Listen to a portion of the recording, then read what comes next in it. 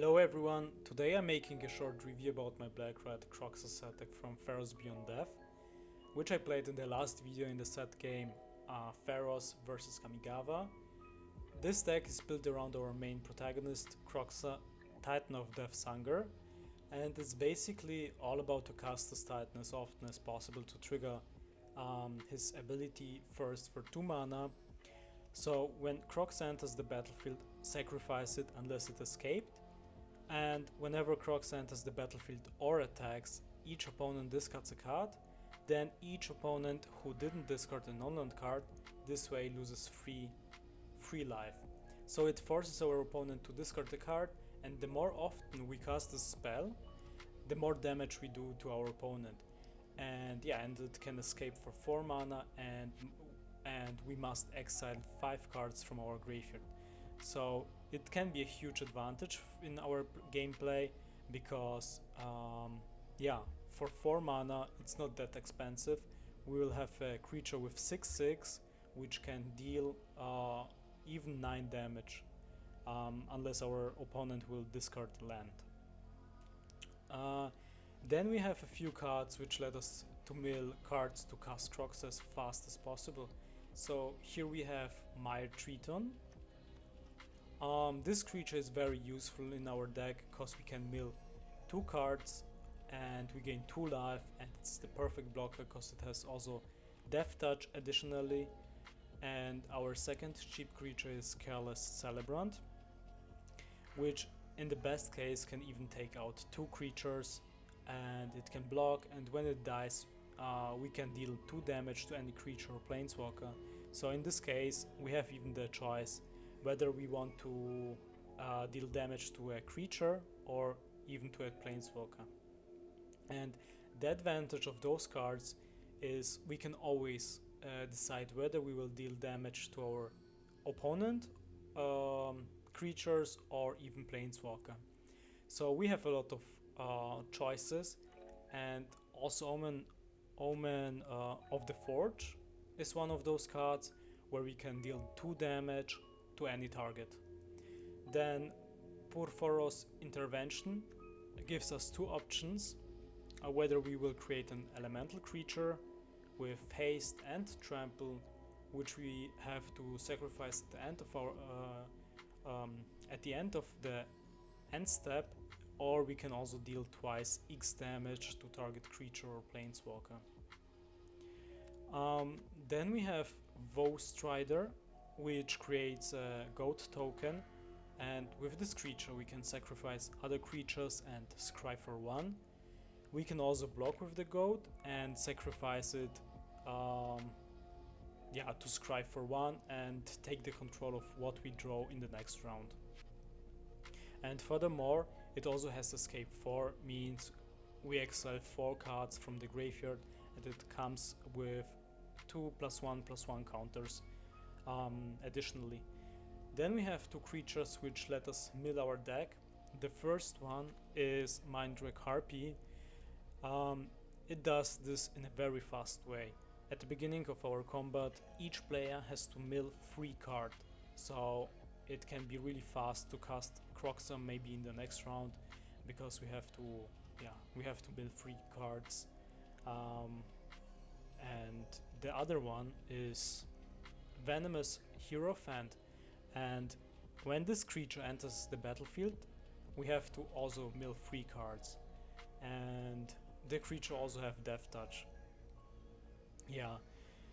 Then we have Nightmare Shepherd, and this card is really good to use the abilities of our creatures several times, because every time they die we can get them back as a 1/1 token. So for example, we have here Mire Triton. Triton's effect we can just activate again, so we will just gain 2 life, we will mill again 2 cards, and we will have on our battlefield a creature with 1/1 Death Touch. It's super effective.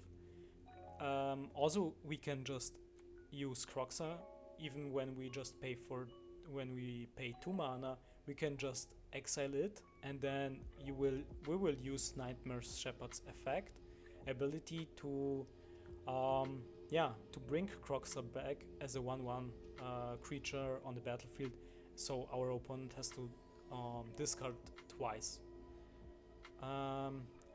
And also for Careless Celebrant, for example, when we will just block, deal damage, and then we can just bring it back as a 1/1, and it has still the ability, when it dies, we will just kill another creature.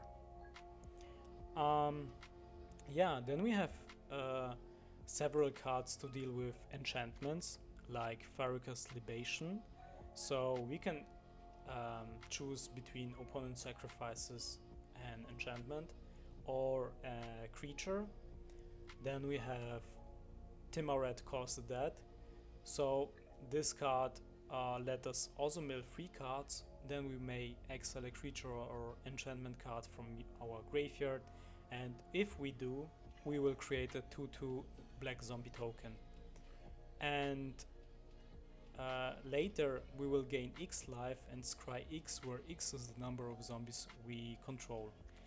And we have a few zombies, like Mire Triton is a zombie, and I think that's it. Yeah. So we can just gain also from Mire Triton the type zombie to gain X life, scry X, and yeah. Then we have Eat to Extinction. When we want to deal with other planeswalkers, we'll just exile it, or also a creature. And we can also look at the top card of our library, and if you want, we can just put this card into our graveyard. So we will also mill. Then Drag to the Underworld, just to destroy also a target creature, and this spell costs X mana less to cast, where X is just the devotion to black means.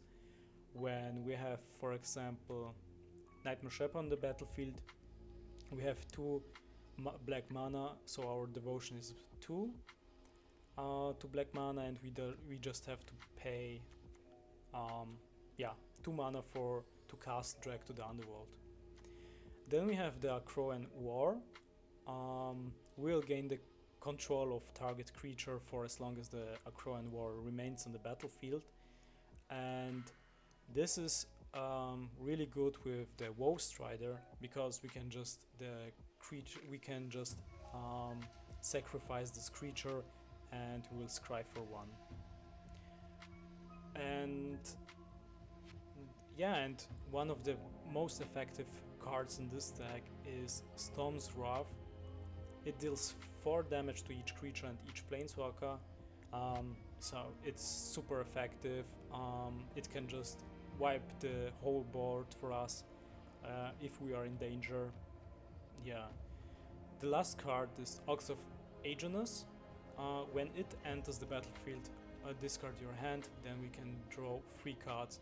So we can just, when we have too much lands in our hand, we can just discard all of them, and it's just necessary to cast Kroxa with the escape costs, so we can just exile the lands in our graveyard to cast Kroxa. Also, it has escape. It costs only 2 red mana, but on the other hand, we have exile 8 other cards from our graveyard. So yeah, it's really expensive for the escape costs, and then it also enters with a +1/+1 counter on it. Then we have in total 22 lands, basic lands, and 1 normal double land, black and red, where we can just scry for 1. Yeah, we don't need actually more lands, because in this deck the mana curve is pretty low. You can see in the here the stats. Most of the creatures or the spells just cost 2 mana,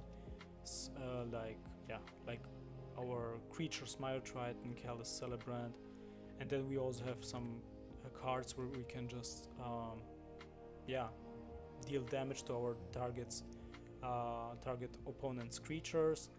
And then we have a few cards which cost 4 mana, like also Kroxa, but we should have enough time to cast them later. So yeah, in total it's just 23 lands, and it should be enough to, yeah. Then just take a look, we'll take a closer look on our sideboard, where we have Mogi's Favor. For 1 mana we can enchant a creature, and the enchanted creature gets +1, -1, and it also has the escape cost for 3 mana, where we have to exile 2 other cards from our graveyard, and we can just play it yeah, several times. Then we have Ephemia the Harpy. It has flying, and at the beginning of our end step we may exile an enchantment card from our graveyard, and if we do, we will create a 2/2 black zombie creature token. So this deck contains a few enchantments, like the Nightmare Shepherd is an enchantment creature, Omen of the Forge is also an enchantment, also Timoret Kroxa Set Deck, so we can use it also several times. And the last one is Elspeth's Nightmare. This can be a really good card, depends on our opponent's strategy. For 3 mana we can activate a few abilities, like the first one is we will destroy target creature an opponent controls with power 2 or less. The next round, target opponent reveals their hand. You choose a non-creature, non-land card from it, and the player discards that card. And the last one is exile target opponent's graveyard. So yeah, for example, when our opponent is playing a lot of cards from the graveyard, maybe from the set Innistrad, there's a lot of cards, they have this ability where you can just cast it from the graveyard. You can just get rid of them and exile them, so your opponent will not be your opponent cannot use them from the graveyard then. So yeah, this is the red-black Kroxa Set Deck from Theros Beyond Death, and if you like the content, you can just subscribe the channel so you will stay informed whenever there is a new video. And I'm also looking forward to make more set reviews about the other decks. And yeah, and thank you for watching, and see you next time then.